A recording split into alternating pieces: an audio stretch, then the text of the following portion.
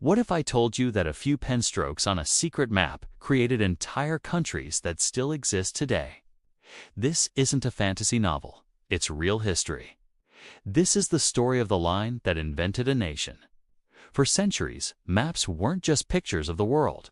They were tools of power. From the early days of exploration to the treaties that carved up continents, maps have been used to divide empires, decide who ruled where, and sometimes invent entire countries out of thin air. They were declarations of intent, often drawn by people who had never set foot on the lands they were claiming. These lines on paper had the power to create fortunes, spark conflicts, and define the fates of millions. And one of the most consequential lines ever drawn was done in secret, during the height of a world war. Picture this: it's 1916. World War I is raging, and the Ottoman Empire, once a vast and powerful force, is weakening.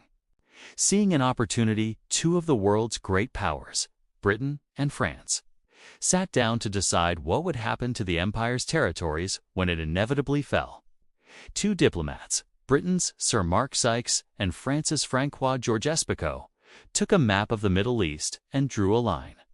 It was a remarkably simple line, running roughly from the Ian Acre to the last K in Kirkuk. Everything north of that line would be under French influence. Everything south, British. That line, part of a secret pact known as the Sykes-Picot Agreement, would go on to shape the future borders of Syria, Iraq, Lebanon, and more. It was a colonial vision, drafted without the knowledge or consent of the people living there. When this secret map was finally revealed to the world, it changed everything.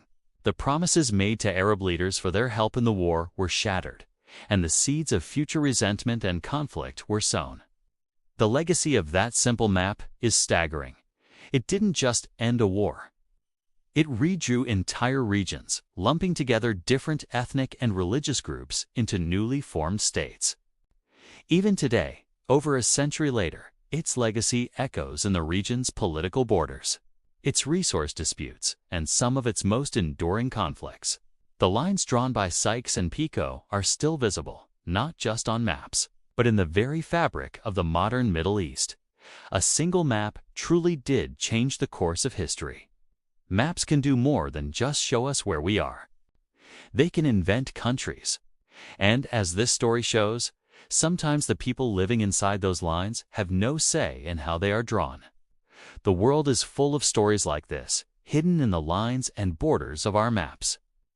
If you want to discover more untold stories behind the world's borders, make sure to subscribe and hit that notification bell.